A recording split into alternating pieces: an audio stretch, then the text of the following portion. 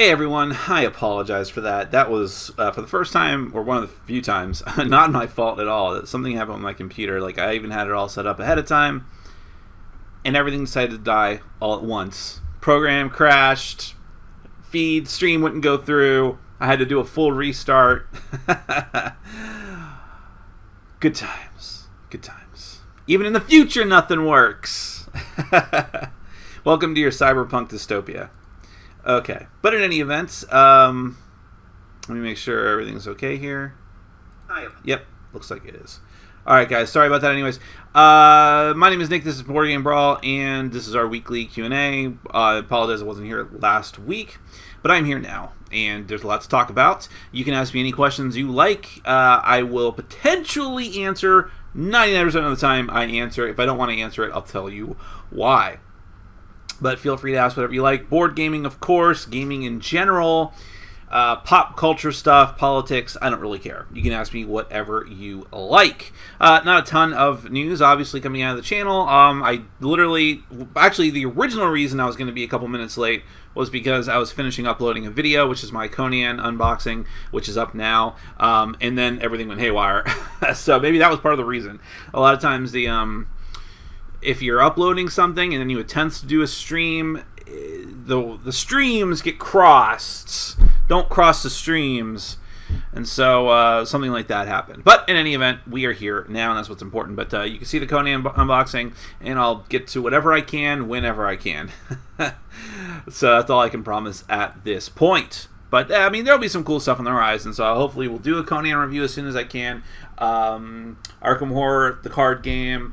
Last Friday, the Labyrinth board game. The Valiant Universe deck building game. You gotta review a deck building game. I got a new Ultimate Edition of Room 25, which I've reviewed the original and the expansion, Season 2, quite a while ago. I have to see what's different about this one. It may not be that different, but I'll still probably do some sort of video for it. Just a lot of stuff on the horizon. I do want to get around to that little Game of Thrones card game, Hand of the King. And there's a Love Letter Premium Edition, which may not be worthy of a video, but we'll get to as much as we possibly can. Alright guys, thank you very much for your patience. Let's get to it. Oh, I probably should review Vast finally, huh? Because Vast is back on Kickstarter with funding miniatures and upgrades, which is fine. I actually... I don't think the original game needed an upgrade that badly, but obviously the designers felt that it did, so...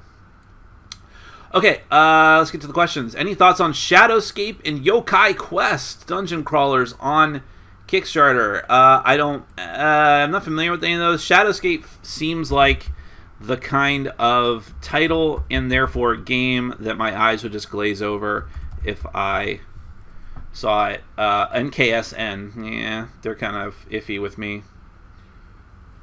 I like the box cover. Yeah, that's definitely a pass for Kickstarter. I don't see anything that intriguing. Miniatures are very bland. Looks like, didn't they just make a game like this called Mistfall? Are they compatible? I don't even care. Yokai Quest sounds more interesting to me because it's obviously based off of Japanese folklore, which has become anime at this point. But let's see. Yokai Quest. Looks like it's kind of ripping off Super Dungeon Explorer at first glance. That box looks almost like a send-up of the original Super Dungeon Explorer box.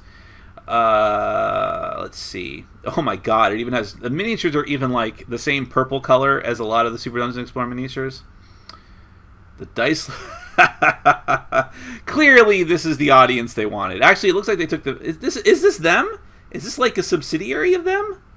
No, I don't know who that is. Zenit Miniatures. Zenit. I mean, it looks interesting, but also looks a little, like, cheap. But whatever. It's making a decent amount of money. It will fund. It has already funded, so we'll get to see, hopefully. Alright. Next question. What are your thoughts on how quickly Pokemon Go came and went? You know, it's very interesting you say that because I haven't played that game in months. I mean, I used to talk about it all the time. So for me personally, a lot of that is that I only have enough time to dedicate to like one mobile game at a time, and Marvel Future Fight has sucked all the air out of the proverbial room for that. Like, I just am addicted to that thing. That has not slowed down or abated. I play it every day, every single day, for a long time, hours. Probably, I mean, not all at once, but like when you break out the chunks of time that I dabble in it, it's probably hours. And so I just don't have the time for Pokemon Go. And I mean, I got so many other things going on in my life too, and I'm so far behind on the channel that I feel bad just playing Marvel Future Fight, let alone Pokemon Go, which requires me to like walk around and find things, which I should for exercise reasons, obviously, but the time issue is more concerning. But having said that, I was thinking the other day, like, I know there's a lot of updates. They have the buddy system, which I think is implemented right at this point.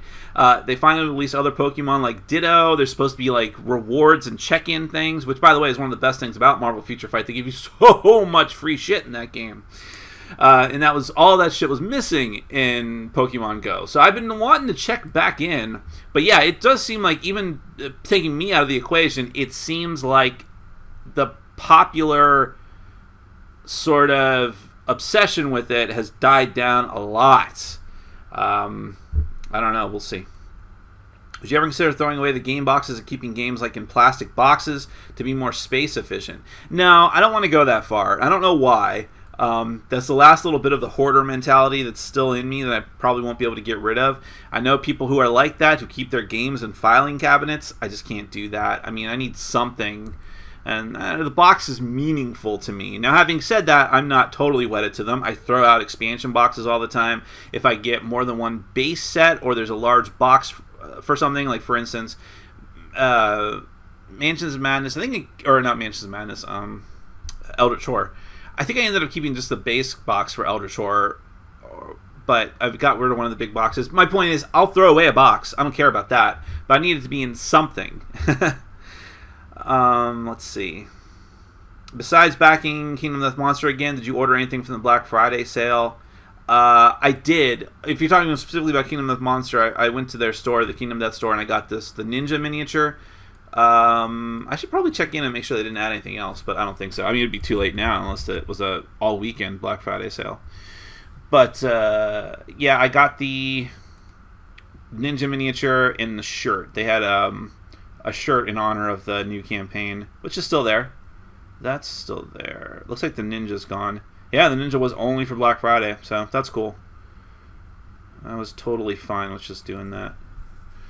Most of those other ones I had already. Live action, 40,000. Wait, what? Sorry. Okay, let me start it again. Live action 40K Horus Heresy movie with WWE stars as the Primarchs. What are your thoughts? What's a Primarch? Here's where we get to the boundaries of my knowledge of the Warhammer 40K universe. I know some things. I don't know all things. Are Primarchs like this, the commanders of their armies, like Horus? I don't know. But I'm down with a 40K movie. I think it'd be really interesting. They did it right, and they never do. But see, that's the thing.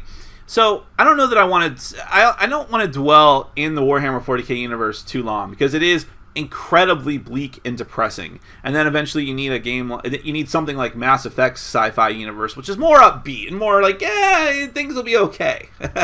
Whereas Warhammer 40K, not only are things never going to get better, they're only going to get worse. But I still like the idea and the concept, people walking around in giant power armor, and the like every race is bad. That's an interesting concept to me. Like, there's no good guys. Even like the Tau, who I like a lot because I read a novel that was based off of a video game. Welcome to the future. Called Fire Warrior, which I read it a long time ago and it was really, really good. But the main character was a Tau, and the Tau are really maybe the most ethical of all the races, but even they are like a fascist regime who like are the thought police. Like, everyone's minds are basically controlled by the government. So that's pretty bad when that's your heroes. All right. At what level did Nick back the new Kingdom Death Monster Kickstarter? Did he say? I don't know, Nick. What did you back it at? Don't bother me. I'm in the middle of a Q&A. All right. I'm sorry. No, I did. Right now, well, should I say that? Fine. All right. So I have two accounts, and I backed 185 level is probably what I'm going to end up at. I could not help but take a 777 pledge, and we'll see what happens. Okay, that's all I'm going to say. I don't know. We'll see. Let's see. Kingdom Death Monster Kickstarter, did you back? Delivery 2020, why so long? Over $4 million collected. Thoughts? To get everything, it's like $750, $777, now $927. I'm just rambling off all the questions. Actually, I bled into someone else's not quite question. So, how do I break this down? Okay, did I back it? Yes, I just said that at the 185 and 777 level, but I'm only going to do one of those, probably the 185 level. Why is the delivery of 2020? Why is it so long? The core game is supposedly shipping out next year. I don't know about that, except for the fact that everything's done, right? So all the design is done for most of this stuff, and you already said that on the Kickstarter page, or in the updates. So I actually believe it more this time. I don't believe we'll have the wait that we had last time for the core game and for the update pack, okay? And that, by the way, that's what the 185 level that I have is because I already have the core game. It's the update pack, which has a lot of stuff, apparently. So there's that, and also the Gambler's Chest. So I believe that that's going to come out. Now, other stuff will slip into 2018, 2019, 2020 that is like expansion content and stuff that gets unlocked during the campaign, to which I say, okay, that's a little more reasonable and expected.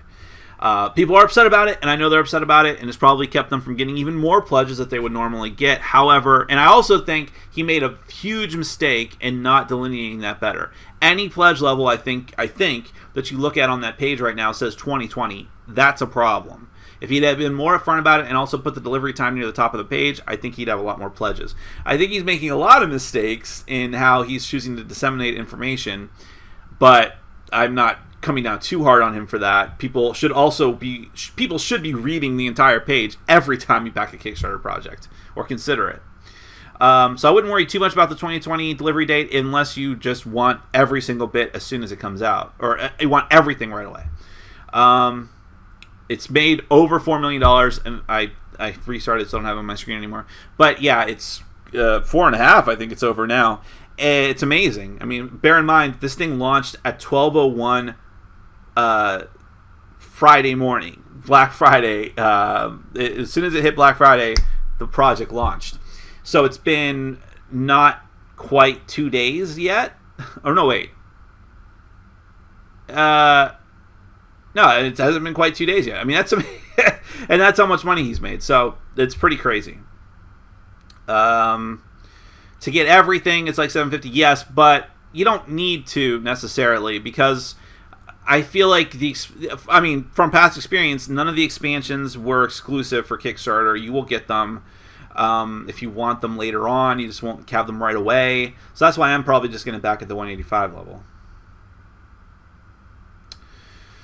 I'm going to scroll down a bit and make sure there's no problems that I don't know about down here in the future. Okay. Nick, have you checked out Unicornus Knights? It's a big box game by Seiji Kanai, who is of Love Letter fame, and Kuro, who has done Ravens of Three Saharashi and many other games, small games that haven't really hit over here yet. I picked it up at BGG-Con and playing my first game. So fun so far. I have not played it yet, but I have a copy on its way to me. I actually had someone pick it up at Essen, and there were a few other games I wanted him to get for me that were taking a while because he couldn't get them at the fair. He had to pre-order them for me, the person that I asked to do that for me. So I think I should be getting those within the next couple weeks or so. So yeah, I'll let you know. That's one of the ones I'm quite eager to try out. On a scale of small part of boob to huge monster ripping apart a virgin, what is your overall appreciation of the Kingdom Death Monster 1.5 Kickstarter campaign? You know, those are the kind of regressive comments that really set us back, Zahander. Okay, so I don't really want to endorse your comment. I frankly, I disavow myself from you. No, I'm just kidding. Really, so it's tough to say. I'm excited about it as someone who already owns the game because I I know already that we're getting some really cool stuff. The Gold Smoke Knight, which is the de facto replacement for the Lantern Festival expansion, which was canceled for us. And he'd already talked about the Gold Smoke Knight months and months ago, by the way. So I feel confident that's going to happen. It's not going to get canceled. And we're getting a hardcover copy of the book. There's a new fighting technique cards. There's a new philosophy system, fighting philosophy. So I'm excited about it, and I know from past experience that a lot more stuff is going to come, right? There may be an update sitting in my inbox right now I just didn't see. I don't know.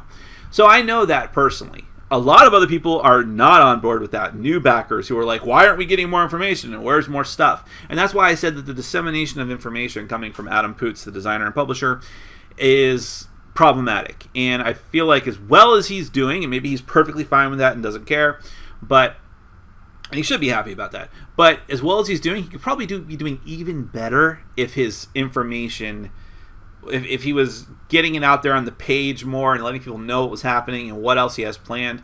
I understand his need to like take it slow and easy, but and by the way, and I am more upset, I think, with the new backers. I was going to rant about this on Facebook last night, but I didn't want to make another post that was even tangentially related to Kingdom Death because I've been flooding my page with those posts.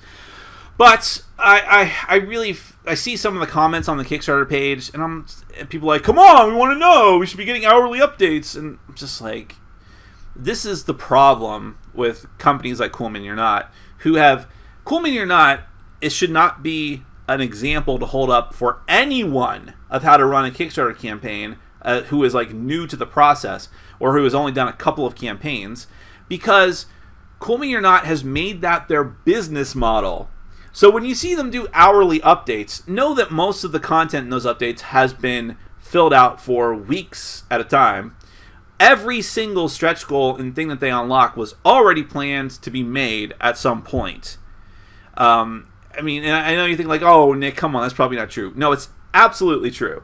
And because, I mean, the stuff is ready to go. It's not just in like the early design process. It was committed to be made. They've paid the designer for the work. You're going to get that content one way or another. It's just a matter of whether you get it free during the campaign. And I know that because I've backed enough Cool Mini or Not projects now where at the end we can't quite make the last stretch goal and they're like, we're just going to give it to you anyways. Because you always were going to give it to us. So the people who need the instant gratification of the update telling them the free shit that they were already going to get do really bother me. And by the way, it's not just Cool Mini or Not backers.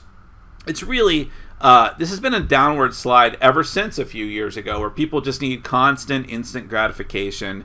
There's an entitlement around Kickstarter backers now that I'm frankly disgusted by most of the time when I see it. And it's one of the several reasons why I'm just not into Kickstarter much anymore. And it's why, obviously my Kickstarter update segment ended because I was no longer associated with the Dice Tower, and that's the entire reason I was doing the segment in the first place, was for Vassal's show. But even in the waning months of that, I was really getting disaffected with what I was seeing on Kickstarter.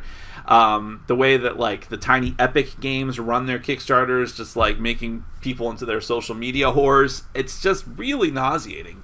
And so Adam Poots, the designer and publisher of Kingdom Death, decides to do another campaign for his game, and he actually thinks it through and does it very he knows what he wants to do. He has everything planned out. This is how he wants to run it. He's an independent creator with not too much help. Like his wife does a lot of the work there too, and that's like his number one employee. He doesn't have a ton of staff or anything like that, and decides, and he didn't like make a ton of money off the first campaign. A lot of that went right back into the game. And he just refunded us a bunch of money for that canceled expansion. So it's not like the guy is being greedy. He decides, this is the way I want to run the campaign. And what happens? People complain about it. People are like, oh, we want to know what we're getting. We want more free stuff. Give me. How dare you make $4.5 million and then not give us stuff? And you're going to get stuff. Okay, I don't know how else to tell you that. I'm not carrying water for the Kingdom Death campaign. Those guys don't know me or care about me, or I've never gotten a letter or a response from them ever. I just love the campaign, and I hate it when people have the sense of entitlement, and I can rant on and on and on about it, but that's enough. I'm not like super upset, by the way. It's just I like ranting. Do you still dig Shadows of Brimstone? I'm interested in the high pledge for the new Kickstarter, but while not Kingdom Deathy Monsterian in cost, KDMian, it's still a decent chunk of change. I haven't really been into Shadows of Brimstone ever. When I first picked up a copy of the game, one of the two games, Swamps of Death. Was it the Swamp one? Yeah, I think I got the Swamp one. Excuse me. I got the hiccups. How embarrassing. Not really. I got the Swamps of Death one. I played it. I enjoyed it. I reviewed it. Gave it a good review. I stand by it. It's a very interesting game. I like that it's fully cooperative. I like that it has a whole town section in the middle. It was one of my favorite aspects of it because it was very reminiscent of Kingdom Death Monster. And although, did I review that before Kingdom Death Monster? I can't remember at this point. And I thought it was a very good game. It just wasn't something I was willing to stay up with. I didn't like putting the miniatures together. I don't like putting the miniatures together for Kingdom Death, but I'm willing to do it because that game is that amazing. Whereas I just thought Shadows of Brimstone was good, and I didn't want another big, huge campaign-style game I just never was going to play. By the way, that's what may end up happening with this game that is still scattered amongst me table. I don't know. So I can't get into it, and I haven't even looked at I knew there was a new Kickstarter. I just haven't even bothered to look at it. But I understand why other people do. There's a lot of really dedicated Flying Frog games. You know, I had a moment last night where I saw someone post, I thought what the post said was the last Flying Frog game. I'm like, what? Really? And then I looked and it was the last Tree Frog game. Tree Frog game being the small publishing company of Martin Wallace. He's ending his Tree Frog company with one last game, which looks actually really interesting. It's a science fiction, I forget the name, something stars. It's a science fiction version of Mythotopia. I mean, I don't mean like that, but it's the same system. And he's just going to go back to being a designer. But I thought it was really interesting. All right, moving on. The Dr. Cynthia article. I didn't even know what her name was. I feel terrible about that. So I didn't know what you were talking about at first. But the one, what he's talking about is an article I reposted on Facebook, or shared on Facebook, which was from someone who was taking, a woman who was taking exception to the Conan Kickstarter that I just showed you, and how it's reinforcing the sexist and racist ideas that the original author of the Conan saga, Robert E. Howard, the things that he brought forth, like the way that women are treated as just objects to be rescued or taken in conquest, and how they're sexually depicted or sexualized. And he talked about how some of the races in that universe are really stereotypical depictions and like the worst stereotypes of races in real life, like the Picts, who are supposed to be like Native American or something like that. And how the Conan Kickstarter campaign didn't do anything about that. They sort of exacerbated the problem with their depictions of women and things like that. I don't know, and I'm not willing to say that until I mean, even just doing the unboxing, I still need to play the game in context to see how women are treated in the storylines and things like that. But I thought that she raised some valid points about the industry in general, even though she was like way over the top at parts. You could tell she was writing it out of anger. Like she was in the middle of being angry about it and decided to write it at that point, which I've done before and is not a good idea. You say some stuff you really would like to take back, including like she tied it all in with Trump, and I'm like, that's a valid argument to have about the manosphere and how the rise of Trump. But now you're muddying the waters. So it's not a great article. I just thought it brought up some interesting points. And of course, most comments on the Facebook post that I made were like, this is stupid and shut up. And, you know, a lot of people said it a lot more eloquently than that. And I agreed with a lot of their points. But a lot of people were just angry that it's even being brought up. And I don't know. I feel like you can have a conversation about those things without saying, like, stop being a liberal cock. Pepe forever.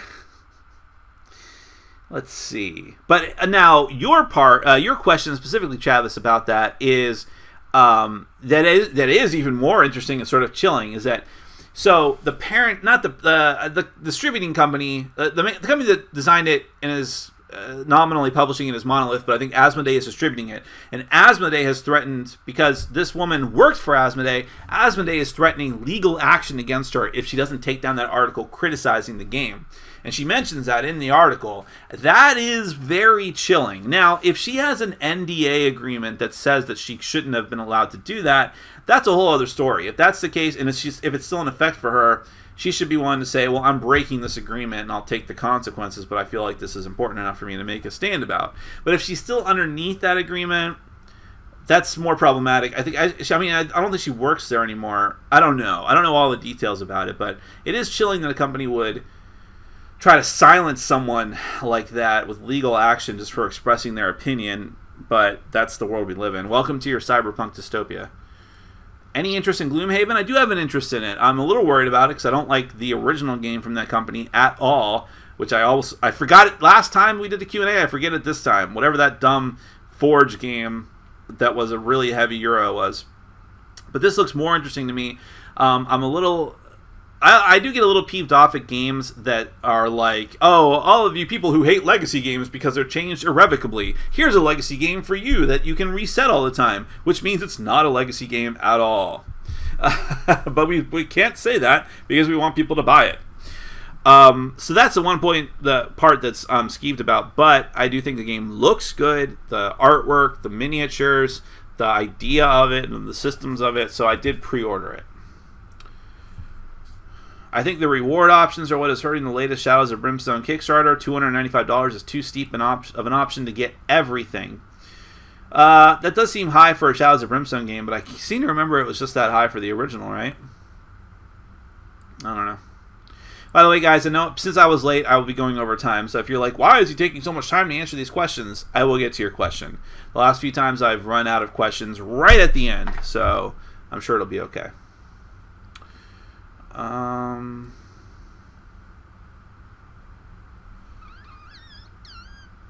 Oh, I see. They're forcing people to get a pledge level that gets them everything. You think there should be, for Shadows of Brimstone, the new one, you think there should be a pledge level for just the core game and let people add on if they want to. I'd agree with that, but especially since that's not their first, rodeo with that, which is an expression I hate, then maybe they know something we don't, and maybe that's how they feel like they're not going to hemorrhage money. I don't know. Nice beard, broski. I don't know about that. I appreciate the compliment, though. It's very raggedy. I wanted to grow it out enough that it covered up my skin. A lot of times when I grow a beard, it looks really patchy because the hair kind of grows out, but it doesn't cover up everything. And you can still see that up in the front here. So if it grows out a bit more, then I'll actually do some trimming to it. Right now, it's just kind of growing out haphazardly.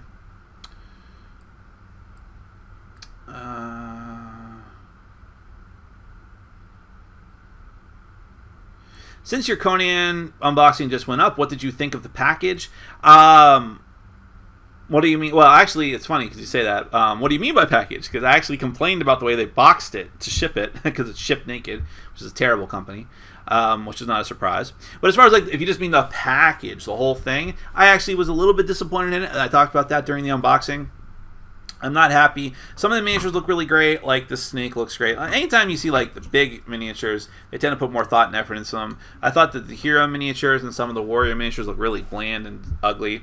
But I'm not a miniature aficionado. I don't know. I like the artwork. I know some people have, as we just talked about, find it to be problematic. I don't know. I'm of an open mind, but I'm not terribly impressed. And I say that because, and I point this out in the video too, it still looks better than 95% of the board games that are out there. The problem is it's in a price range with that other 5%, and it doesn't really hold up to those other types of games. Let's see. Skipped some. Are you going back? Are you going to back Kingdom Death 1.5? Yes, we talked about that. I did. I have 3 of the 4 core sets of the DC deck building game. I don't have the Teen Titans one. I love the game. What would you add next, if anything? Are there any other DC themed games that you would recommend? DC themed games?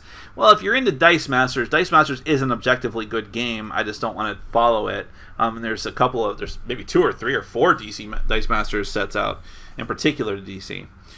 and it's fully compatible with all the other ones. So that's a decent one. The Hero Dice games, Justice League Hero Dice, that's actually 2 other things I'm waiting on from Essen. Board Game Bliss had it in stock and it went out like that, but you should keep an eye on it because I think he's ordering more. Other DC games, that's a tough one, but until they come out with DC Legendary, I think the DC deck building game is one of your better bets. But your other question was, what would you add next, if anything? Well, I'd just add the Teen Titans set. The Teen Titans set wasn't fantastic. I was a little bit disappointed in that. I think I talked about that in my review of it. But there's still some good stuff in there. There's still the most amount of content you're going to get. Best bang for your buck. If you're interested in the other sets, most people don't do this, but you could theoretically mix together different Cerberus games. I still think the Street Fighter and Naruto ones are the best, but those are kind of hard to get, I guess, right now. The Attack on Titan game is really good too, but that's also tenuously connective. Like, you could put some things in there, but I probably wouldn't. As far as like the other little expansions for that, I liked the Watchmen expansion a little bit, like the little mini pack for DC deck building game. The Arrow one is no good. Don't bother. The Legion of Superheroes one, that's good. And don't bother with the Crisis packs. I find the Crisis mode, the cooperative mode in DC deck building game, obnoxious at best. It's terrible. And there's not enough other stuff in those boxes to really justify the purchase, unless you really got to have it all. Are you happy with selling your soul for $777? I mean, pretty much, since I'd sell it for $200, frankly. Nick, good to see you. The beard is looking great. Have you caught a Ditto yet? Hope you had a good Thanksgiving. I have not. As we talked about earlier, I have not played that game in quite a long time, but thank you for the beard comment, and I hope you had a fantastic Thanksgiving as well. John Edwards retracted his message. I think that's because he was finally going to let on as to why he slept with that woman back during the 2008 campaign. Oh, that's not the same John Edwards? Is this the guy from Crossing Over? Oh, not that one either? Well, I don't know what he retracted then. Maybe the Dice Tower would finally acknowledge Kingdom Death Monster now that it is going to crush Kickstarter records. Would that be nice? Well, it would be very nice for Adam Poots, because that would probably, if they talked about it, they'd probably bring more pledges in. However, that will not happen. I can assure you that it is not because I mean, there isn't like, it's not like a vendetta. I don't know how to say this. There's no like vendetta, and I don't have any inside track on this. I'm just surmising from my past experience with the staff of the Dice Tower.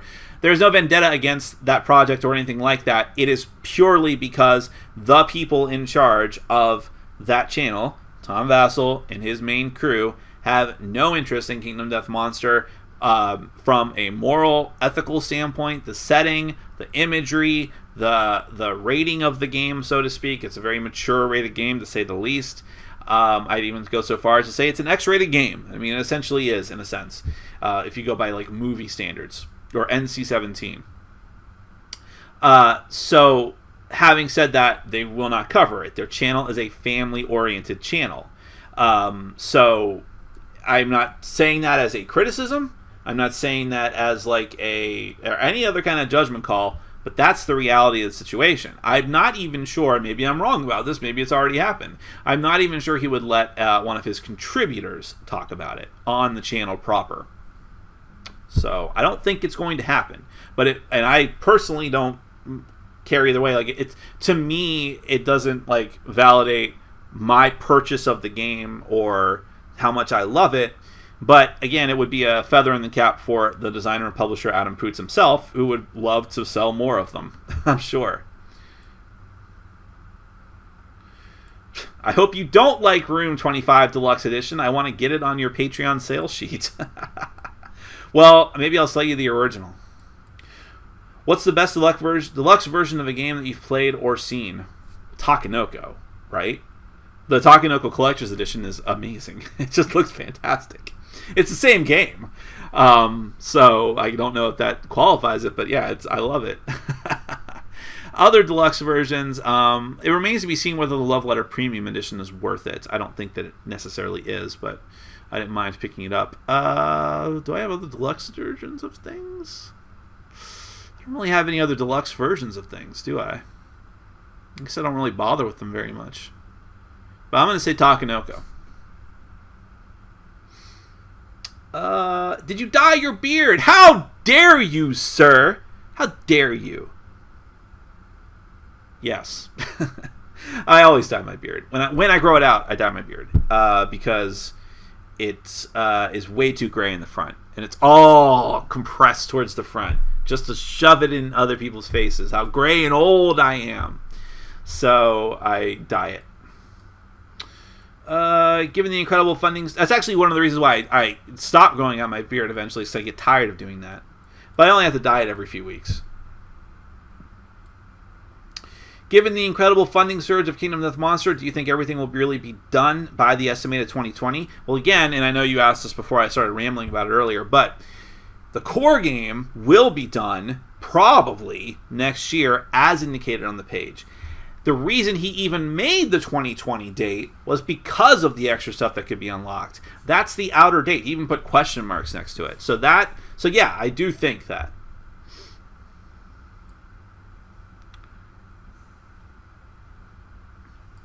Hi all, is this the politics channel or the Kickstarter infotainment? Can it be both, Oliver? I ask you. Simple questions. Fable Fruit, any good? I don't know, I'm not interested. Have you played the new reskin of Good Cop, Bad Cop, Leaders of Euphoria? Is that what that was? So I saw that game, and I didn't look into it too much. I didn't know it was a reskin of Good Cop, Bad Cop. I'm actually slightly more interested in it now. Because I don't like the theme of Good Cop, Bad Cop. I don't like the artwork or anything about it. But I like the artwork of the original Euphoria game, so if they carried that over, I might theoretically pick that up. But I haven't played it, no. Which game do you like more, Marvel Future Fight or Kingdom Death Monster? Don't make me choose! That's a Sophie's Choice right there, man. I can't do that. I'm going to say Kingdom Death Monster because Marvel Future Fight is a money pit and it's an addiction, and I wish I could get rid of it. No, I don't wish it, but it is pretty daunting at times. Now, if they made I thought about this last night. This is how into it I am. I was thinking last night while I was walking my dog, which is where I get a lot of my critical thinking done, while she's sniffing around at things forever. What if they did a miniatures version of Marvel Future Fight? It would be amazing. I would love it. Alright, what are your thoughts, interest in the following 3 games on Kickstarter? Alright, Calvin, let's knock them out. Let's do it. 1, Mythic Battles. Not interested. Next. 2, Feudum. Don't know what it is. Next. 3, Way of the Fighter by Soda Pop Miniatures. Mild interest. I might pick it up at retail. It looks like it's just copying BattleCon too much, but still mildly interested. Actually, I do know what Feudum is now that I think about it. It's such an unremarkable name, though. I thought, there's no way I know what that is. But yeah, I looked at it and I'm not interested. Mythic Battles, I'm probably done with large campaign miniature games unless something really amazing shows up with Conan. That's probably my done point at this point. Other than Kingdom Death Upgrade, which I feel is like I'm just buying into the same game. And Mythic Battles, I'm not interested in like mythology as a theme that much. Darkness Sabotage. I don't know what that is. You can elaborate for me and I'll check it out. Do you carry any small games when traveling? If so, which ones? I don't travel very much, like long distances, sadly. So I don't tend to do that. I go within the state, like up north a bit, but it's always like there and back in the same day, so I don't think to bring games. The Black Friday Ninja is still there? I must have just missed it then. Don't take my word for it then. Go there and find out for yourself if you still want it. Since other board game channels are able to churn out a lot of content so much, either because they have lots of time like Tom or Rado, have you thought about having contributors? Here's the thing. I don't want to be responsible for the content of other contributors, and I want to kind of do things at my own pace, and yeah, I just don't want to do it. This is kind of my own thing. It's not supposed to be a business. It's not supposed to be a major, like, it is what it is at this point. It's just like, it's a hobby / extra small source of income, and I think bringing on contributors is more responsibility and is growing it at a point that I don't want it to be at. So, but I mean, it's a valid point and idea, though. I was up at 5:01 a.m. in Europe to be the first 1,000 to get Kingdom Death Monster on Kickstarter, $50 cheaper. Tell me, have you ever been such a devoted early bird for any other Kickstarter? No, I am not, and I'm still not okay with the whole process. Now, I do think that Kingdom Death Monster did it a lot better than others. Cool Me or Not. Cool Me or Not is really... now, I like their games in general, and I don't begrudge them turning their Kickstarter into their Kickstarter account into a business, essentially. I always hated their early birds because their early bird is only $10 off, and there's only like 1,000 of them. Is it even that many? Isn't it only like a few hundred? And they get people frothed up like, and to the point where they're crashing the page for $10, and it feels insulting in hindsight. So I gave up on trying to do that a long time ago. What they did what Adam did with Kingdom Death Monster was he had pledge levels that were limited. There was like 1,000 each. If you wanted one at the time, you did not have to be there right away. Even like the cheaper pledge levels didn't sell out for a few hours, I think, and some of them didn't sell out until the morning. So it wasn't as much of a rush. And those pledge levels are still there. You have to pay a little bit more for them. And the difference, the disparity, for some of them wasn't that bad. It was only like a $10 discount. One of the pledge levels was a $50 discount. That's more significant. But again, he even opened up some other pledge levels for some other things. So I didn't feel bad. And I was going to be up anyways, and I was going to be looking to share that on Facebook. So I didn't mind sitting there and refreshing the page for a few minutes. But other projects, I won't do that. I did not pledge for Mythic Battles, the next question, because I'm not interested, like I just said. Excuse me. Were you able to pre-order Hero Dice Flash and Green Lantern? By the time I saw Board Game Bliss had them, they were sold out. Yeah, I'm getting them from someone else from Europe. But it's very interesting because they had them up there, they sold out. I was going to get extra copies, so I was kind of bummed by that. I have to buy them the same way you guys do, from even though they're my sponsor. But then I saw that they had them for pre-order instead. So it makes me think maybe they weren't there. Maybe they didn't actually have them in stock. They just marked them as sold out accidentally when they were supposed to be on pre-order.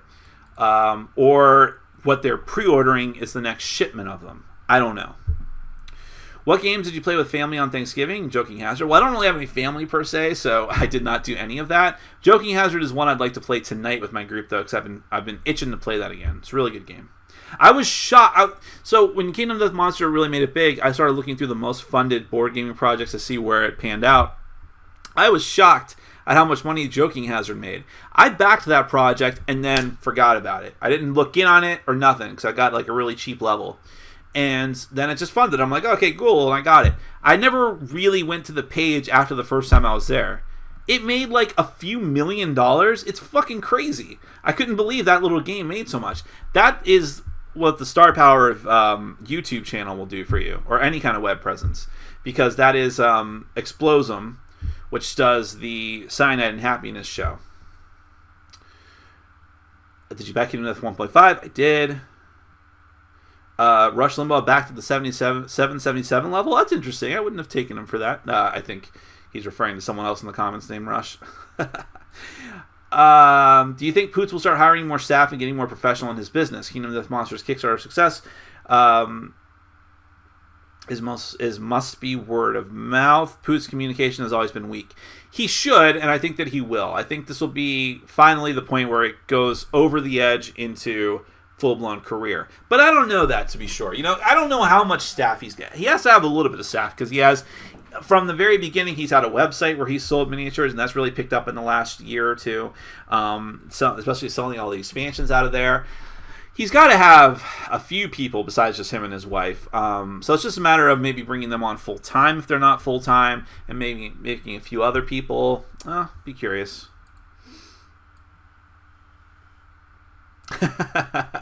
Rants for 5 minutes. I'm not that upset. That's me. It doesn't take much to get me ranting. What type of content would you like to see in Kingdom Death Monster? More monsters, more years added to the campaign, or perhaps special classes for survivors? Special classes would be cool. I don't know that it's really that kind of game. He's hinted. There was an update post quite a while ago where he was talking about the future of Kingdom Death Monster and other types of games he would like to, or I should say the future of Kingdom Death and other types of games he would like to see besides Monster set in the universe. And one of his ideas was to do a dungeon crawling game, a campaign style dungeon crawling game, not a settlement game like we have now, where you take control of heroes who are heroes. A lot of people don't really think about it this way, but the characters you play primarily in Kingdom Death Monster are not heroes. They are named survivors for a reason. In fact, you're not even really controlling 4 in particular. You could, but then they might die, but then you just get more from the settlement. What you're really all communally controlling is a settlement that feeds you people to throw into the meat grinder. And but they're just survivors. No matter how strong they get, they're only trying to survive in this nightmare hellscape. The idea with this other theoretical game he wants to do is that you are a hero in this world. You are another level above. You are Super Saiyan to their Saiyans, or Saiyan to their humans. And so there's like one of the classes would be Savior. One of the classes would be Twilight Knight. Exceptional humans from that world. And so that I would really love to see. As far as stuff that is in Kingdom Death Monster, I'd like to see. I don't need as much end game content added because I don't have enough time to go through the game multiple times anymore. I would say I want more monsters is always good. I like the idea of the different campaign modes, meaning you got the People of the Stars campaign, the People of the Sun campaign. Those are a big deal, though, so you can't have too much of that content. I kind of like where it's at, to be honest. I don't need to have a ton of stuff added. I think just more variety of the things that we have is more than enough for me. I'm very easy that way. Let's see. My friends and I like to combine a lot of the deck building games on the Cerberus engine by Cryptozoic, such as Lord of the Rings, Hobbit, and DC. What are your thoughts? I don't do it, but I know that a lot of people who are hardcore into the game do it. If you look on Board Game Geek, people do recommendations for how you should do that as well. That I've thought about doing. I would need a lot more free time to do something like that. I don't even do it within the game itself. So, for instance, DC deck building game, I did read a really interesting post someone made one time of them taking every single bit of only the DC deck building game stuff from Cerberus Engine and then making a perfect DC deck building game out of it. Take the items from this set or just a few of them, then take these, that I would like to do one day. Let's see. Oh, we got our first political question. This is so good. This is the only reason I do these Q&As. I'm just kidding. I'm doing that to mock or to have a little bit of fun with the people who hate it when we talk about politics. Do you think Democrats will rebuild and take back the Congress and Senate and the presidency in 4 years? You can be brief because I think some folks hate talking about politics. I'm sure they do. I'll be brief because I don't have a lot to say on this because it's a little bit depressing. I think the Senate is viable, although it's going to be an uphill battle. See, that's one of the things that even rubs salt in the wounds even more about the devastating defeat of the Democratic Party this year, is that this was the perfect year to take back the Senate. More Republican incumbents, or not incumbents, but just Republican seats were, I guess so. But Republican seats in general were up this year. This was their year to lose, the Republicans. And they still devastatingly defeated us. Well, it's not that. I mean, it's like, what is it, 48-51? It's not like a huge disparity. But we should have taken it back, and we didn't. So, and in 2010, in the midterms, it's going to be worse for the Democratic Party. So that's a little bit depressing. The House of Representatives is not going to flip until until the whole thing with gerrymandering and redistricting. That's a whole thing I'm not as informed about, and I don't like commenting on because I know I'm going to say something stupid and not even be aware of it. But I know that people have said that because of redistricting, it's almost impossible for the Democrats to take it back. That's the long game that the Republicans have been playing. They can't really win elections based purely off of a straight-up vote, so they have to manipulate the process as much as possible to get them to victory, and they've been doing it very, very successfully. Although I do think we'll take back the presidency in 4 years because we'll run a strong progressive. People will be sickened of Donald Trump in just a year, let alone, and they're already sickened, and then that'll be the end of it. As for Conan, board games are a work of authorship and therefore art. Art has no responsibility to uphold society's transient notions of propriety. Discussion over. I'm sorry, John, Jape, which is a very interesting name. I'm not trying to mock you. I just thought it sounded so... It sounded a little pretentious there at the end, and I decided to send it up a bit. But your point is perfectly valid. People should make the content that they want to make, and it is the free market that will decide whether or not it is valid. Now, the danger in that is that we let the free market decide our president, and that's turned into a bit of a disaster and may not be good for anyone in the long run. Now, I guess I just did the same thing the author did I complained about, which was bring Trump into it, but I didn't mean to do it like that. Basically, what I mean to say is that you do want your flagship titles for a hobby to represent as many people as possible and to be inclusive. And so I don't think that honestly, from what I've seen so far, I don't think that Conan is that big a deal in this regard. I really don't. I think there's other fish to fry if you want to talk about sexism and racism in gaming.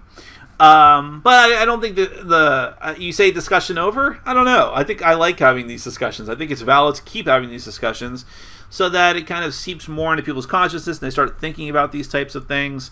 Conan will be a blip on the radar, and no one will, frankly, I don't think anyone will care about it one way or the other in a year, but let alone any small controversies over it.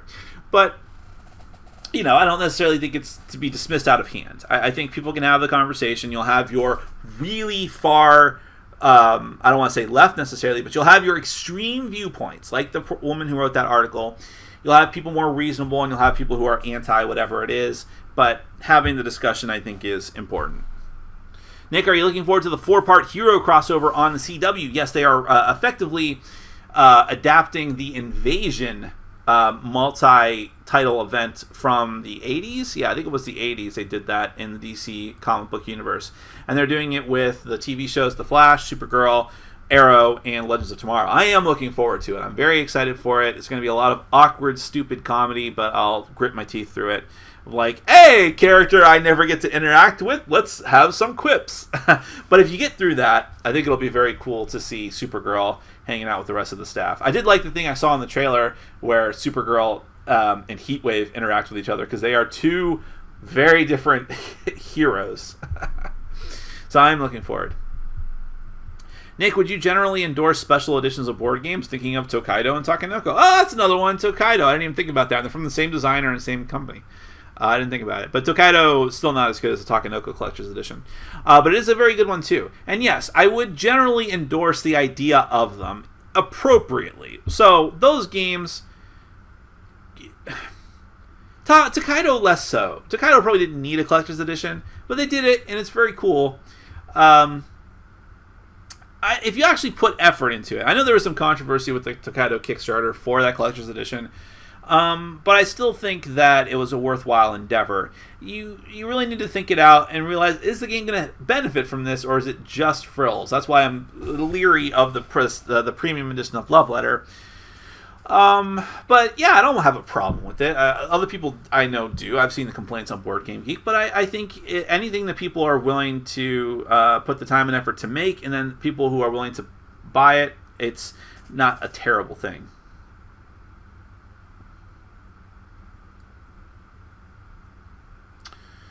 Will you check out Aeon's End's Deck Builder? Got my Kickstarter copy? Probably not. Any plans to review Via Nebula? The art style seems to be right up your alley. What does that mean? No, I have it in my stack. I need to get to that eventually. It actually looks like the art style of Imperial Settlers. That's what it reminds me of. I wonder if the DC game is getting a new edition or something. Upper Deck is being awfully quiet outside of saying there's something coming next year. Upper Deck? Do you mean the... Oh, wait. Do you mean the DC deck building game? Because that's Cryptozoic. But maybe you're referring to a different game, and I am the one that's being ignorant here. So I will not say anything else. I am the fire and brimstone preaching Protestant philosopher from the 1700s. Lord Stamp... Oh, I see. You're making another joke about John Edwards. Another name! There's too many John Edwards. Maybe you guys are like the Phantom, where it's an inherited title. I just listened to the How Did This Get Made episode about the Phantom. Will you ever review the Kingdom Death Monster expansions? That's a great question. One day, I swear I will. I do dare ask so, sir. I'm just, wait a minute. I just lost it. I hate YouTube and how they do this. God damn it.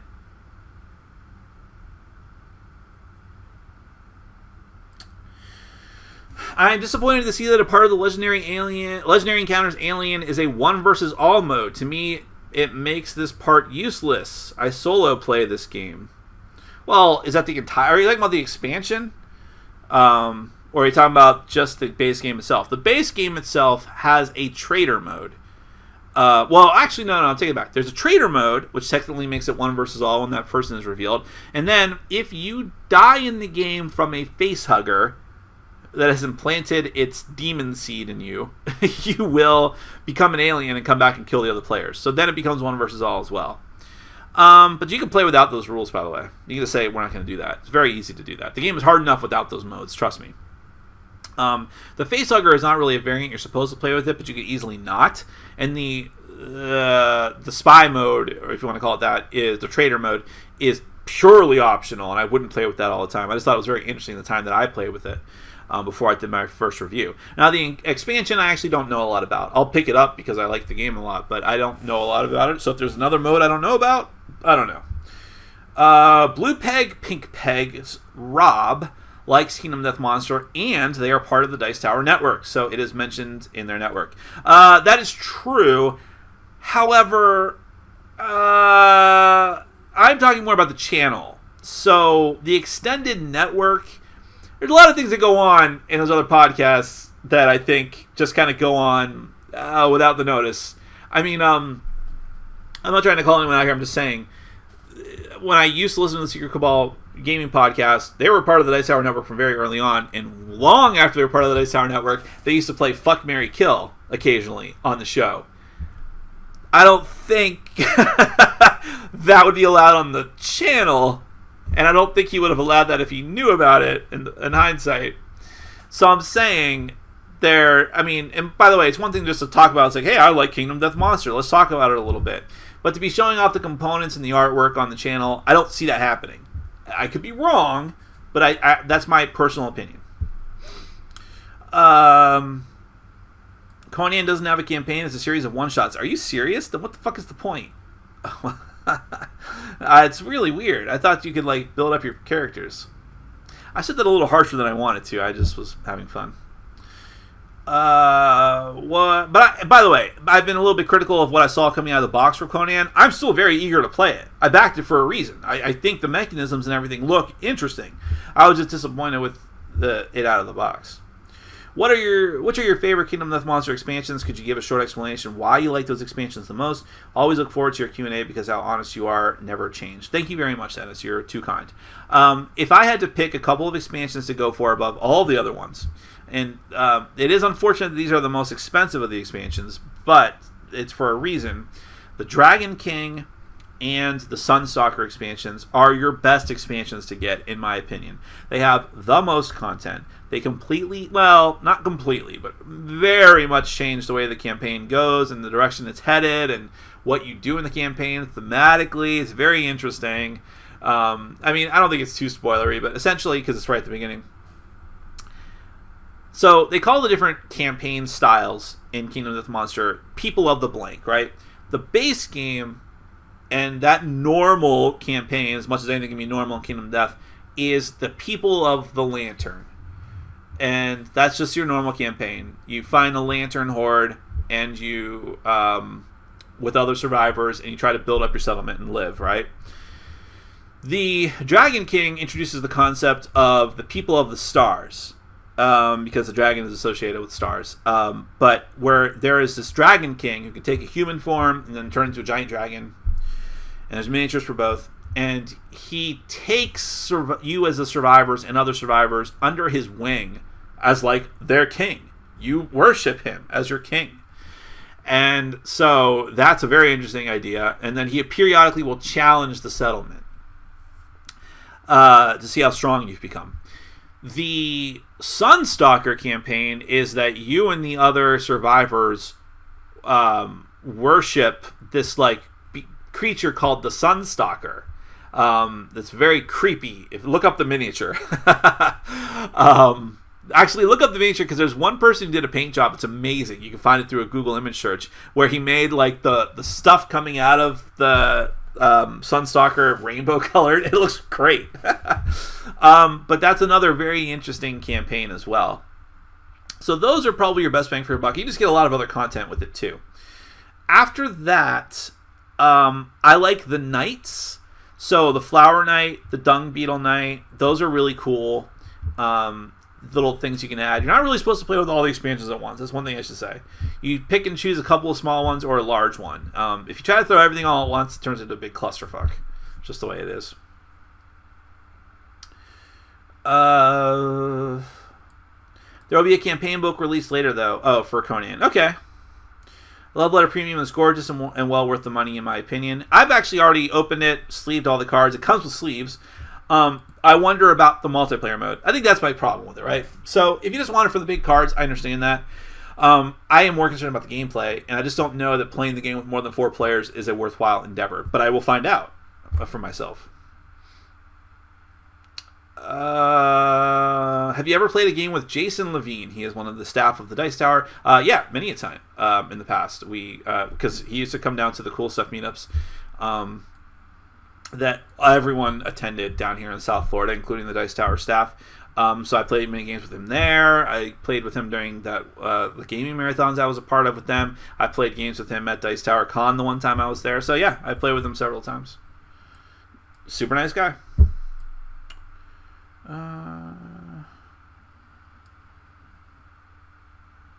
Okay, I'll ask one serious question about Kingdom Death Monster. Nick, is the game really that strong mechanically, all the fluff taken aside? Has it really 100 plus hours of playtime like the cultists claim? Listen, first off, realize that not every game is for every person. To me, I could easily play the game for hundreds of hours. I definitely can see that. But I like playing games solo. I don't know that I could play it for hundreds of hours with other people, because the other people I play with, even if they like the game, may not be willing to do that. I'm really into the theme, and that helps. I understand that mechanics are the most important part, but there's a lot of super interesting mechanics that I think are strong in the game, like how the settlements work and how you build up your settlements and how you have the chaining trees of almost tech trees and how you make innovations for your settlement. I think all of that is incredibly strong. It's still a very random game at times. That's not everyone's cup of tea. It's not even my cup of tea in most games. But again, the theme and the setting and the artwork and the components sort of massage over that. For other people, that's not going to be the case, okay? So a lot of people are going to have their first encounter with the lion, 2 or 3 of their survivors die. Maybe their first time they just die altogether because of bad luck and be like, to hell with this game. What did we just play? Other people, like myself, are going to be like, if we'd only try a little bit harder and just do it again, because it was a fun idea and very thematic and just a great experience. But that's not for everybody. So I'm not going to sit here and say that it's like the best, most well-designed game ever. Parts of it are far better than any other game that I've played. But it is the whole package for me. And that's why he even called it a boutique game. That was his byline, I think then and maybe even now, boutique nightmare game. Or boutique nightmare horror, something like that. He wanted to make a game that was his vision and hoped that enough people out there in the general audience shared that vision, but knowing that it's not a game you would be able to go and pick up off the shelf in Target or even just a local game store. That's actually why I'm kind of amazed that one of his pledge levels is the retail tier where you can get 6 copies of the game just to sell in your store. Because that shows that maybe he is... I don't think they had that in the original, did they? Maybe they had that in the first campaign, but to me, it's more of a sign that it's like, I want to make more of a commitment to get more people to play this game. But I think that even a lot of people that are backing it now may be disappointed in the game. I hope that they're not, but they might have bought into the hype more than people who, like myself, who were on board from the beginning because of everything about the game, not just the fact that it was going to be like the best, most mechanically well-designed game ever. So I don't know, Oliver, I can't really assuage all your fears. I can only tell you what I feel.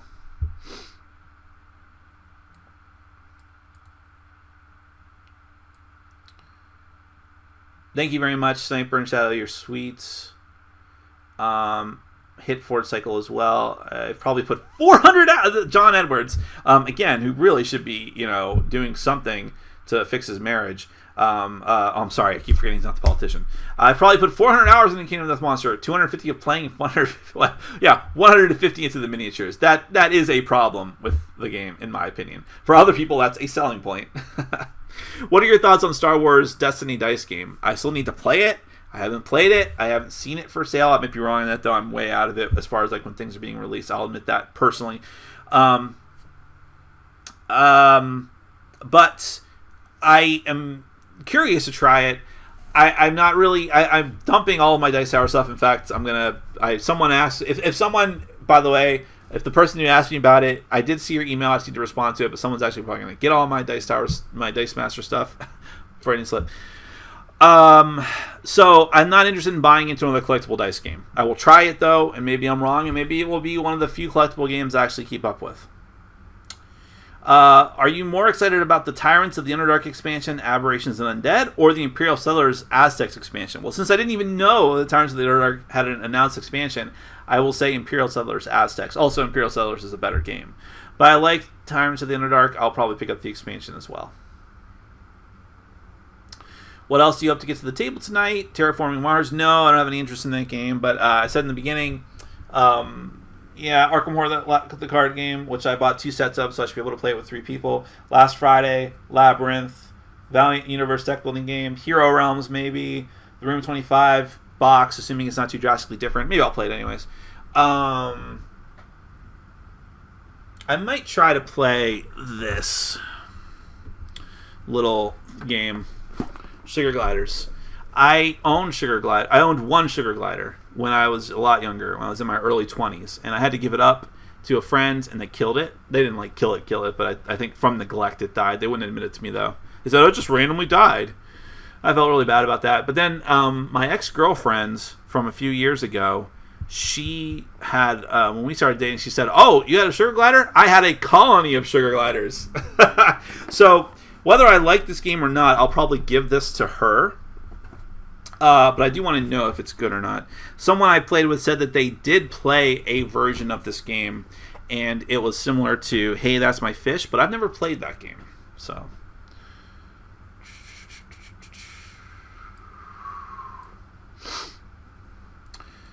all right, Johnny brings up this point. I find it funny how it is so widely assumed that Donald Trump will be a terrible president.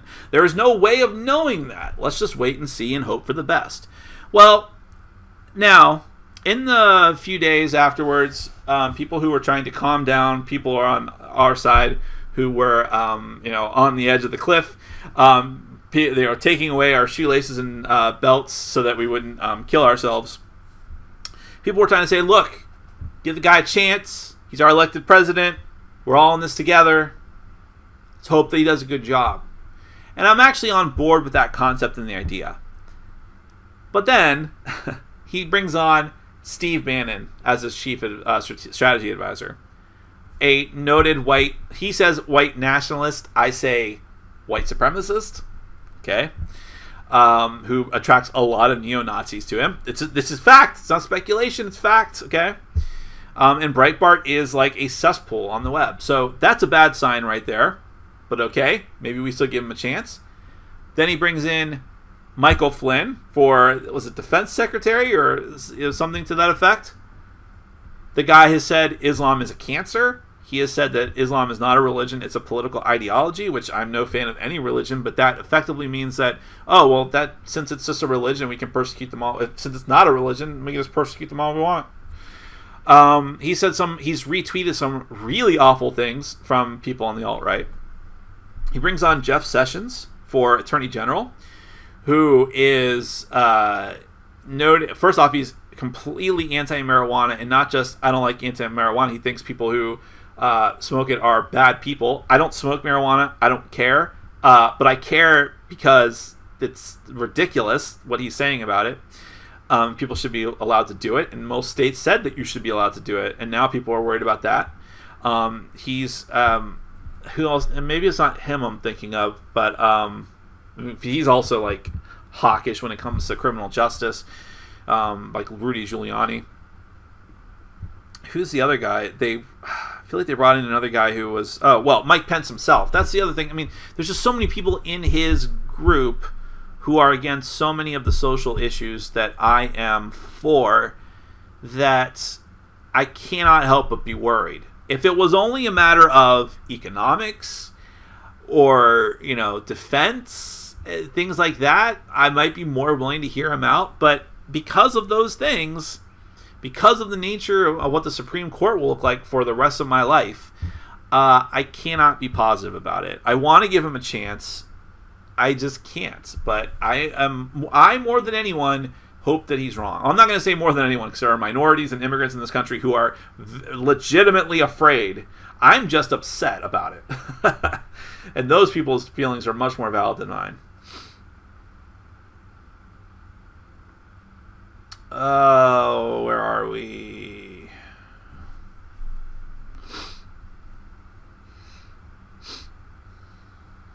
Actually, JJ, in response to his comment about Conan and artwork, the very notion of art being challenging that you're pushing means that the discussion is never over.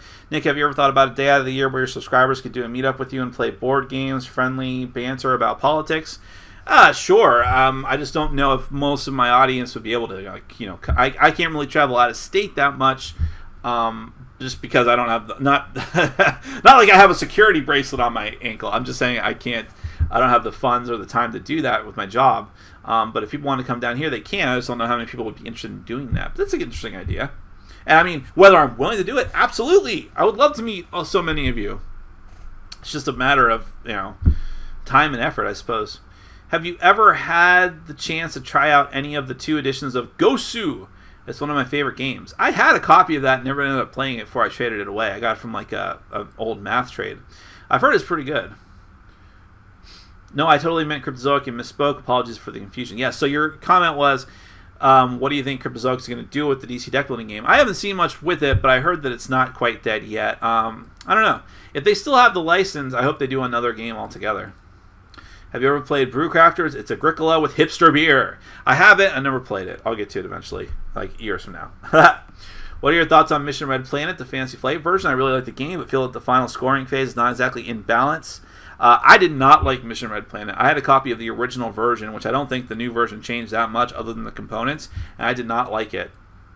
I was always an outlier on that one. I really felt like there was a reason the game went out of print, and it's because it just wasn't very good, and I couldn't understand people. Well, I understand why they put it back in print. Is because every main member of the Dice Tower team constantly talked about how amazing it was, and Fantasy Flight Games finally said, "Ooh, there must be something to this." Oh.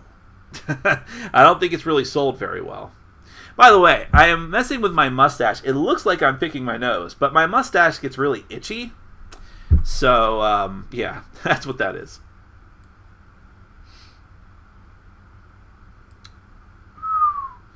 Calvin says, all we can, in response to the comment Johnny made about Trump, all we can do is hope for the best. He is president-elect. His comments have been very divisive, racist, and I will support Trump on TPP and infrastructure, but oppose him on registering religions. I mean, that's a very good point. I mean, Calvin really sums it up very well.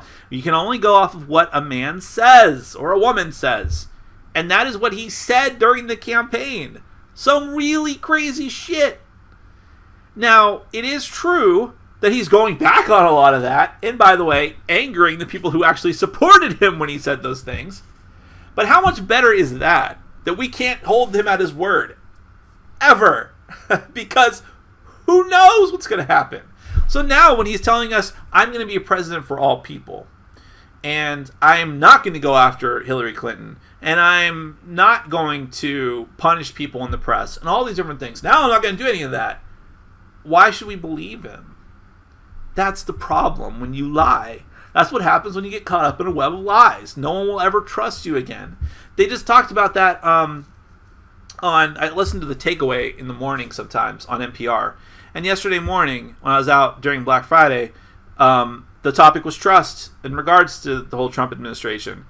And the host, John Hockenberry, had a quote from Nietzsche that was like, I'm not disappointed that you lied to me. I'm disappointed that I can never trust you again. I think I quoted that right. I mean, that's the problem.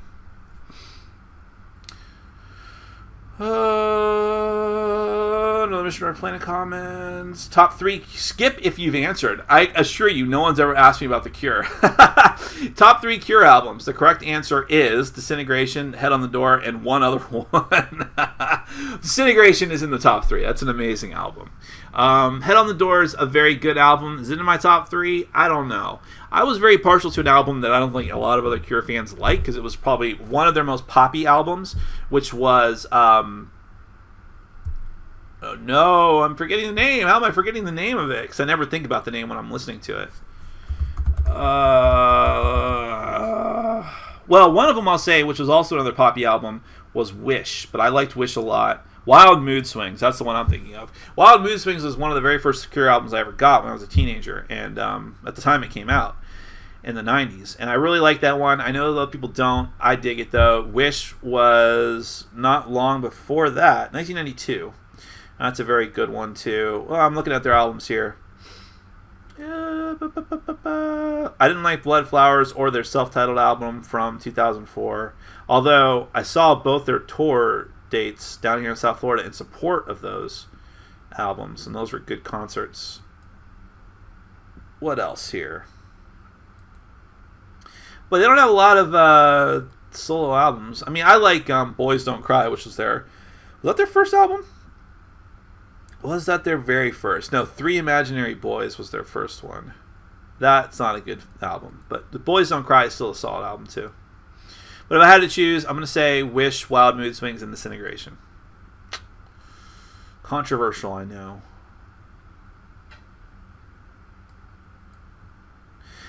So Oda brings up a very interesting point about the Kingdom of Death Monster. I know I'm way over time, by the way. I'm just going to keep going. Very interesting point about Kingdom of Death Monster in that... So... One of the biggest controversies, one of the biggest things people complained about, let's put it that way, with the original Kingdom Death Monster campaign were the pin-up models. Pin-up models are miniatures released during the campaign that aren't actually for the game. They have no game content with them. They're just miniatures made in the same style as the other Kingdom Death Monster miniatures, but they're just for modelers. They're just for people who want to put them together and paint them. And in the first campaign, they were hypersexualized versions of female characters from the Kingdom Death world with very skimpy outfits. I don't think any of them were outright nude, but they were practically nude, and some of them were like dancing and like stripping and that type of stuff, right? And they were just pinups. And like whatever, I got like one of them. I got one that was called Beyond the Wall, which was like one of the least scantily clad ones because I thought it was a very dynamic miniature. Other people got them all, but it caused a lot of backlash. People were like, oh, it's really sexist. You're just objectifying women. And maybe, I don't know, they were pretty unnecessary, so I can't argue too much about it. But as sort of a winking nod, or maybe a finger in the eye, in this campaign... So the way that in the first campaign, the way they were doing it, or the way that Adam was doing it in order to preview the next stretch goal pinup, was to have an image with a silhouette of the next pinup model coming out. And you could tell it was a very curvaceous woman. In this campaign, he did the same thing. So up next, I'm going to reveal what the first pinup model is. And there's like a silhouette of obviously a woman with exaggerated features. And instead, what he's done he's done this twice, same silhouette. What he's done both times is say, just kidding, this is what we're actually revealing. And it was a male pinup, also very scantily clad, sexualized, like the Dung Beetle Knight dancer who's like, I'm not even going to do the pose because if I do it, it'll make you vomit. But I thought it was very amusing. I also thought it was, it's a good looking model. I'm just not into the pinup models because they have no game content. But they're very well done, and at least based on the artwork. That's all he has right now. But I thought it was very funny. Other people in the comments were either like, we don't want to see this shit, or there was a couple guys who were like, there was a couple guys who legitimately said, and I quote, more tits, less dicks. And I thought, maybe this whole thing has been a problem. Because, not that I don't enjoy pissing those kind of people off, but... It's very interesting how it has happened, and it's clear that Adam did that for a reason, that he wanted to stir up that kind of stuff, and it's working. Other people are perfectly happy. They're either just like neutral on it, like, oh, okay, whatever, more pinups, or they're like, yay, finally we get more male models, or and there's a lot of women and members of the LGBT community who would certainly like to see other genders be represented in a sexualized way. All right. Any favorites from the new trailers that dropped recently? Ghost in the Shell, Kong, Skull Island. I still need to watch the Kong one. I haven't seen that. I'm not totally thrilled about King Kong movies, but I'd like to watch the trailer. Ghost in the Shell I thought was actually pretty good. I still have no hopes it's going to be a very good movie, but maybe it'll be entertaining. Where are we? I do need to end this soon, so I hope I'm getting toward the end. Would you say Vast was the most innovative game this year? If not, what would you say was? Oh, wow. Vast is really innovative. So I haven't done my Vast review. I'll do it and go into more details. I can't say that Vast is a game I'm going to want to play all the time. There's some things about it I really don't like. It has some issues inherent to it, but it is so out there and it is so interesting that I have to give it major props for that. So if it isn't the most interesting game, or if it isn't the most innovative game of the year, it's super close. And it might end up being so. Yeah, it's up there. The first Kingdom Death Monster Kickstarter didn't have a tier for retailers. See, he's trying to make inroads there. 10 minutes with Trump. What do you say to him? I don't think I would say anything different than what, say, some of like the reporters and things have been saying to him. Like, listen, I don't know. What could you say to him, really? I don't think that's a problem. I don't think he would really take anything you would try to say to him to heart, no matter how thoughtfully you'd say it. I would want to say, look, please understand why people are upset. Please understand why we would hold you to your words and why we're worried when you go back on them and back and forth, and the things you've said about immigrants and the things you've said about our fellow citizens, whatever the case may be. There's too many things to rattle off that he's said that are really, really problematic, to say it mildly.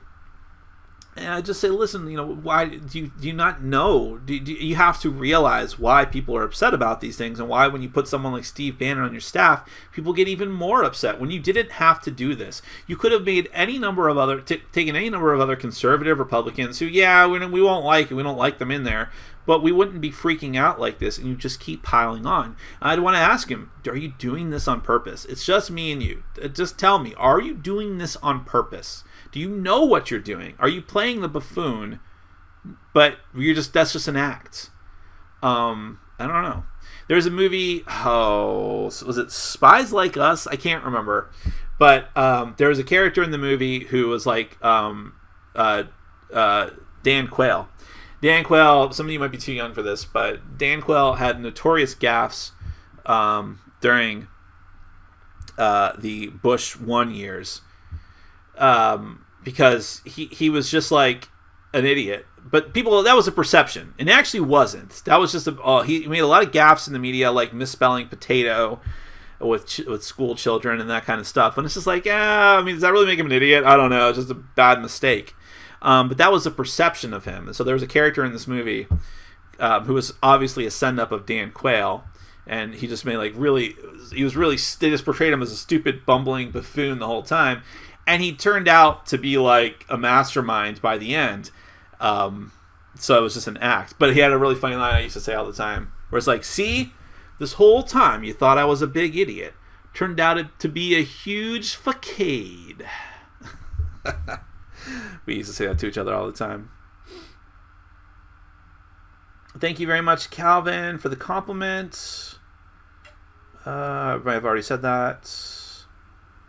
Charles, your game is already in the mail, I assure you. If it didn't show up today, it will be Monday. But it was sent out before the holiday, I promise you.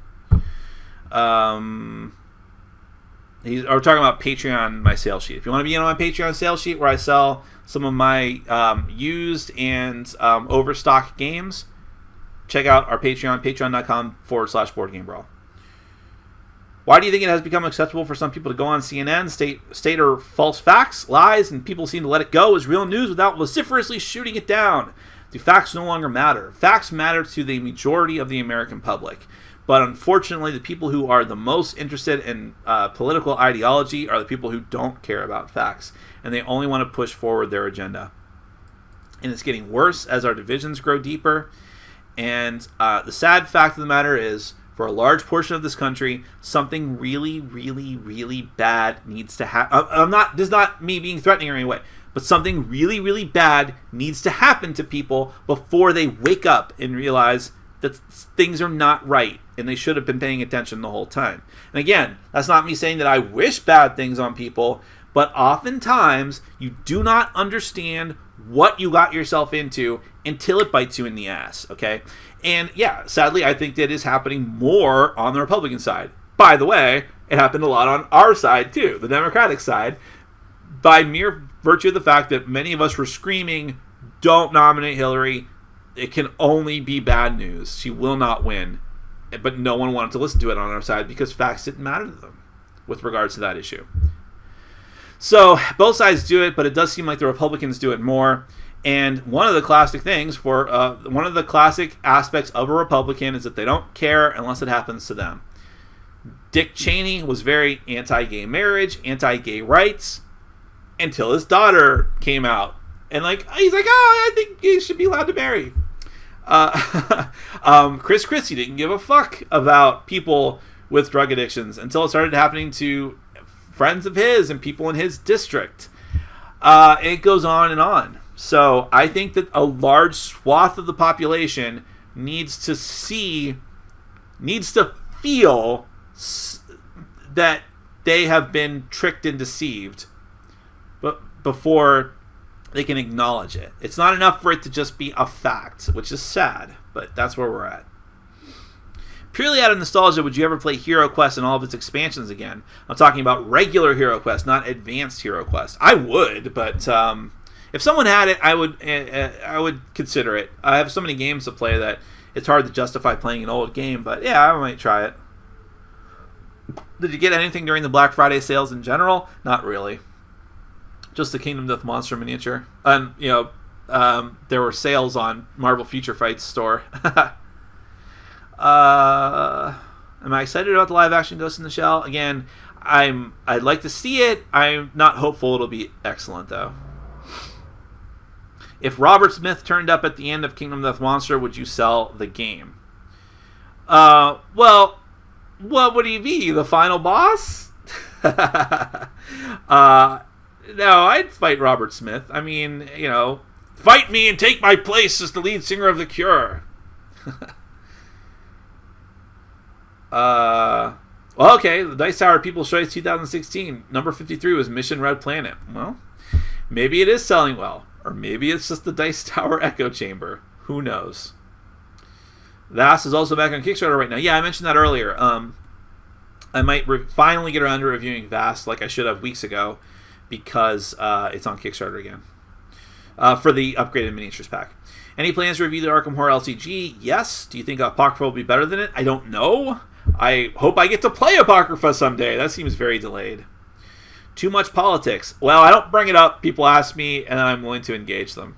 And it looks like I've actually caught up. That's perfect, because I'm getting tired of talking. And I do have a lot of stuff to do for my game night in 3.5 hours. So, you're very welcome, Sean, and thank you so much to all of you. I love doing these Q&As. I'm sorry I wasn't here last week. I will do my best to increase my output as much as I possibly can. The top 100 I'm way behind on. That's going to be a problem because I really wanted to finish that up before the new year. I think I will finish it up before the new year, but you'll be seeing 3 videos a week in the series, which is problematic too, but I think you guys won't complain. But you'll see other things too, so I'll do my best. In the meantime, thank you so much for watching. I really hope all of you had a fantastic Thanksgiving, by the way. I didn't really say that in the beginning, but I hope you all did. I hope you have had a great long weekend, those of you who are fortunate enough like me to get a long weekend. And I hope you have some great times gaming as well. Thank you so much, and take care. Bye-bye. I'll keep talking until I find the button. There we go.